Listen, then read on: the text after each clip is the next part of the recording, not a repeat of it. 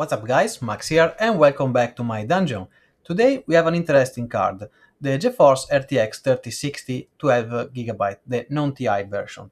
And this is supposed to be the best choice for gamers right now because in theory NVIDIA have uh, cut the minimum performance of Ethereum, but I have to break it down really hard for you. Even if this card is not so profitable for miners of Ethereum, there's also other coins that you can mine with this card, and as was for the other cards, we have MSRP prices that's like double and no availability in stock. So that's the bad news. The good news that is this card is doing very well in World of Warcraft, and soon we are going to see in the details. I do some gameplays, as always, a bit of questions, some battlegrounds. But now let's go quick into details of this card and then we can jump to the gameplay. Alright, so let's take a better look at this card. The card is big. For your reference, this is the uh, the cover of the RTX 3090 Kingpin, so a big card. And as you can see here, we have the same dimension as a 3090. And if you have a small case, maybe this model is not for you. It's a big one. But there's also a big advantage to have a big card, because as you can see here, we have a lot of heat pipe, and this card will remain silent even in the toughest condition. So, okay, the card is big, you have to make sure that it can fit in your chassis, but good thing, again, is the card can run silent. Here we have the backplate, everything is metal, so the backplate is metal, this is metal, the card is very well built. We have only one 8-pin connector here, and another important thing is we have the BIOS switch, so quiet mode, performance mode. Well, it's important if you want to try to modify the BIOS or do something like that, so if everything goes wrong you can switch to the other mode. I didn't have tried both modes, so quiet and performance, but I don't want to get too deep into the details since I'm pretty sure out there are like channel like Gamers Nexus or whatever that have a really deep down details into this card and other games. So for today, I want to stick always at World of Warcraft game and benchmark. Alright, so let's start with the worst part in the game for a GPU, Ardenweald. We are now at 1440p, everything on ultra, so everything maxed out. I have vertical sync since I'm using a 144Hz display. So here we are, DirectX 12, no ray tracing so far, but I'm going to show you ray tracing as well. And okay, let's see. So we are talking about 102 FPS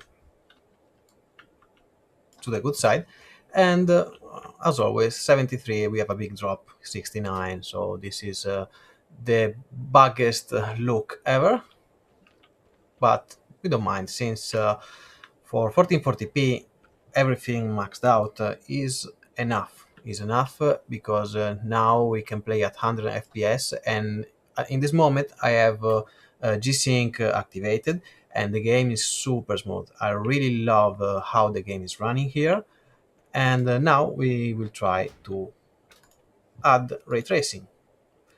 Again, I'm not a big fan of this technology here since, as you can see, I don't notice any real difference. Maybe the shadows a bit, but the performance hit is big.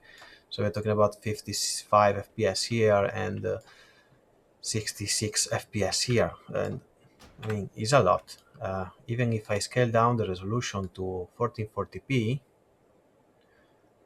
okay, something that is close to 1440p, I mean you're talking about 86 FPS, 70 FPS. And if I deactivate ray trace shadows, okay, so we are now 120 and 84, 90. So I prefer to have higher FPS, honestly, than some more shadow effects. That again, maybe I'm getting old, but I don't see that difference. So okay, here we are. This card is pretty much capable of doing 144 Hz display in this area, and this is a big thing. Now I'm going to go to another areas, do some battleground and everything, and so you can see in various scenarios how it performs. I have to point out that this Ryzen 5 5600X with the good ballistic at 1900 FCLK, so 3800 MHz C16, is a nice base to play this game, because as you can see here the GPU is straight at 99%, so I'm not anywhere near CPU limit.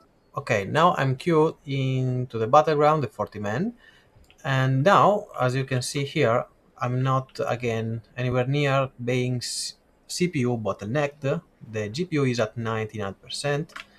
Now I can show you, if I lower the resolution, let's say ridiculously low, this CPU can drive the game at 144 Hz sharp. So this combo, so this cheap motherboard with the 5600X and the good memory setup is perfect to play high refresh rate. And if I disable vertical sync, see, I can generate a lot of frame rate. And this is a particularly heavy area to do that. So I'm not limited by the GPU if I have a high refresh rate display. Look at that, 166.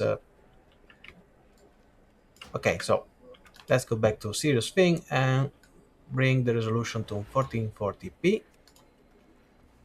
I enable again vertical sync, because enabling vertical sync is a good practice when you're in a zone that you're going to cap your frame rate.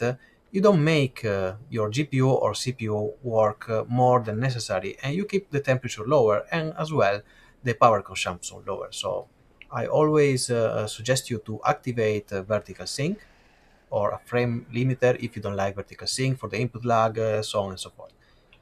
So now I'm waiting to be queued in the battleground, and I'm going to go to the mall.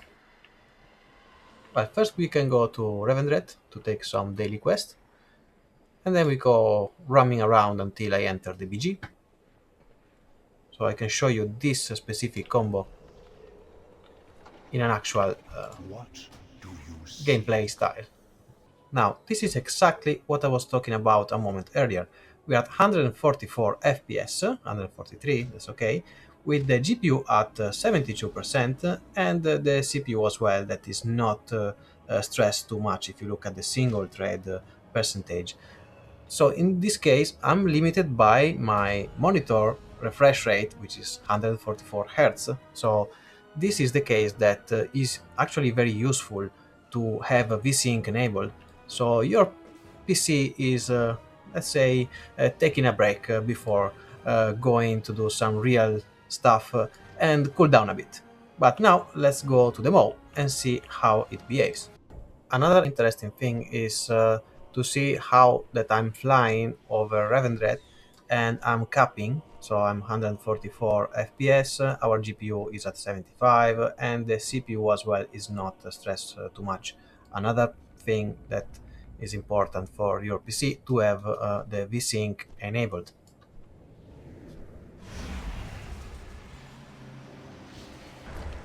It seems that I got summoned just in between the zoning, but okay, let's do the BG first, and then we can do some other zones. This is one BG that I personally like a lot, since we have a big fight at the beginning, and that this is really useful to test CPU and GPU combined. And then I can roam a bit free in the area to see how we handle the GPU and stress with a lot of players. And then there's the final fight, that is again a very big stress for GPU and CPU combined. So now I'm going to reset the counter here, so you can see the 1% low, 0.1% low and average, and I'm not going to touch it until we finish all the battleground. So you will have a real statistic of the match, the game.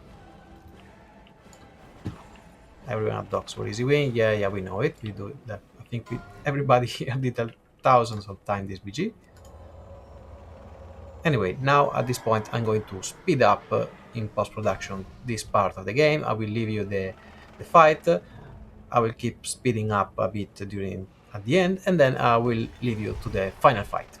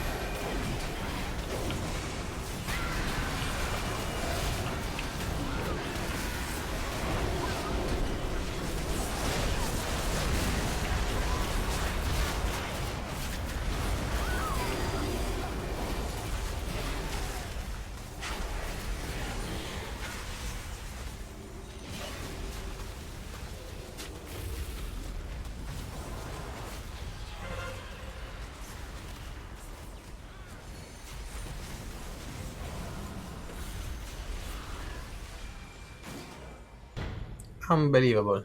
I think it's the first time in months that we lose this fight.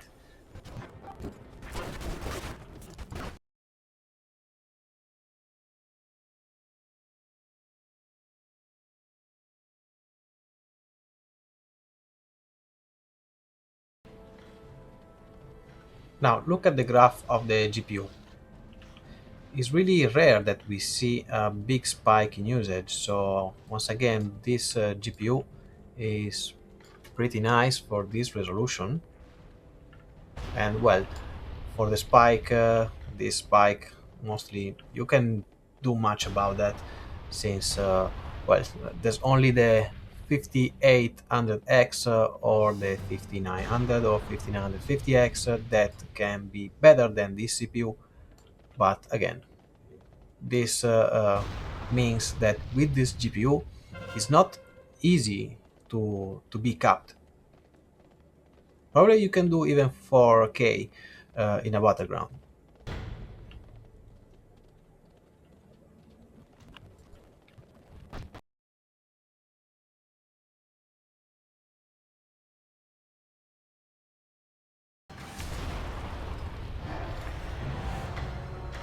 Very nice, very nice. So I cannot show you now the last fight, because they decided to go with a strategy that is a losing one.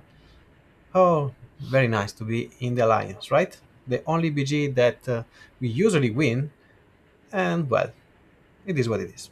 So let's go back to our questing in the mode. Alright, so again, 1440p, everything maxed out, vertical sync enabled, and yes, we have like 93, 92.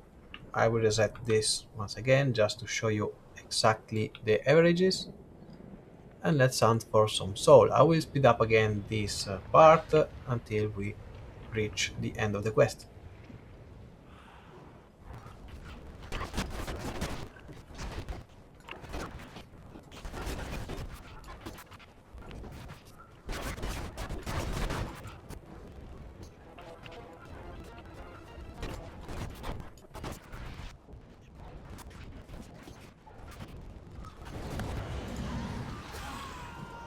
Okay, I have finished the daily quest. We have an average of 103 FPS, 74 1% low, 59.1% low.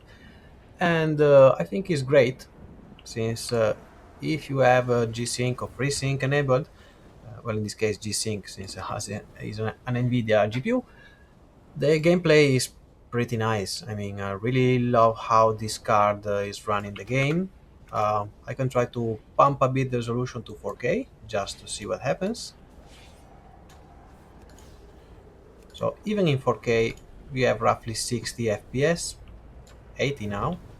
So well, pretty nice. So if you're playing like in a 4K TV with this card, uh, it's still okay for questing, daily questing, and so something like this. So I think is enough.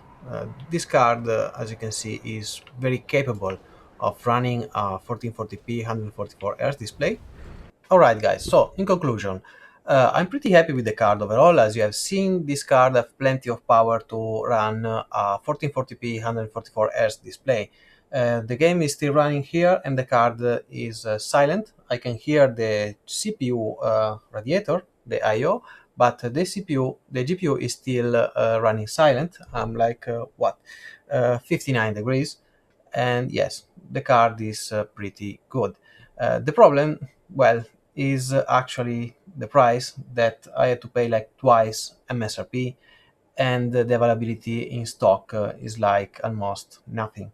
So this is the only downside right now at the time that I'm shooting this video. So if you are able to find this card at MSRP, or like let's say 10 to 20% more, it's still fine. The card is very nice. You can run your game silently, plenty of power. You have also the NVMe codec for streaming that maybe one day I will try to do some comparison on how it will impact the game if you are streaming and playing at the same time. So in conclusion, yes, if you find this card at a reasonable price, go for it.